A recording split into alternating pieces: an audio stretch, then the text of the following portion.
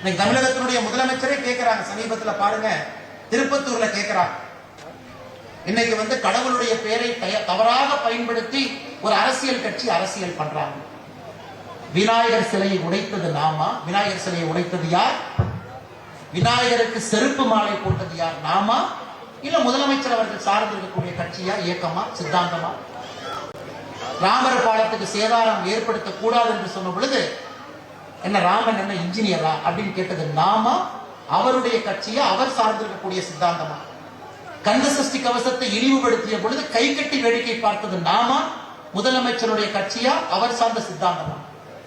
சனாதன தர்மத்தை ஒழிக்க வேண்டும் என்கின்ற மாநாட்டில் நம்முடைய கட்சியை சார்ந்தவர்கள் மேல ஏறினாங்களா, முதலமைச்சருடைய பையன் மேல ஏறினாங்க.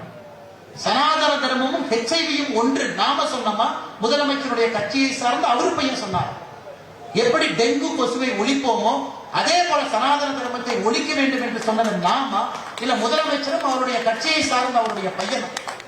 அன்பு சொந்தங்களே, இது எல்லாம் நம்ம யோசிக்கணும். இதெல்லாம் ரொம்ப ரொம்ப முக்கியம். அரசியல் பேசக்கூடாது என்று இருந்தாலும் கூட சில இடத்துல உண்மையை பேச வேண்டிய கட்டாயம் நமக்கு இருக்கு. ஆனால் நம்முடைய அன்பு சொந்தங்கள் இந்த சனாதன தர்மம் உலக அளவில் எப்படி இருக்கும் தெரியும். உலக அளவில் நம்ம 120 கோடி தான், 4வது இடத்துல தான் இருக்கிறோம். 4வது இடத்துல தான்.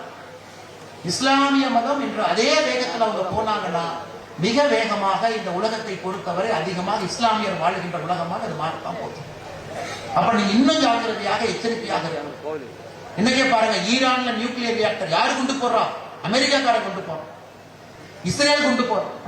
அது யூதர்கள், கிறிஸ்தவர்கள், இஸ்லாமியர்கள் இருக்கக்கூடிய சண்டையாக அது மாறிக்கொண்டிருக்கிறது.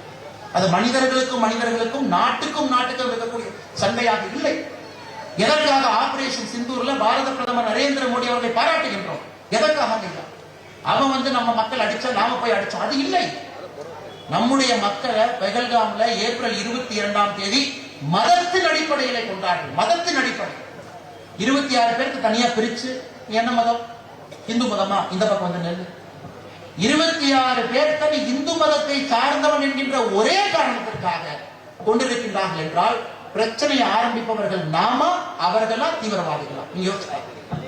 அதற்கு பதில் பாரதம் தாக்குகின்றது. ஆபரேஷன் சிந்தூர் நடத்தி பாகிஸ்தானுக்கு ஒரு பதிலடி கொடுத்தோம். இதெல்லாம் நம்ம விட்டு பார்க்கணும்.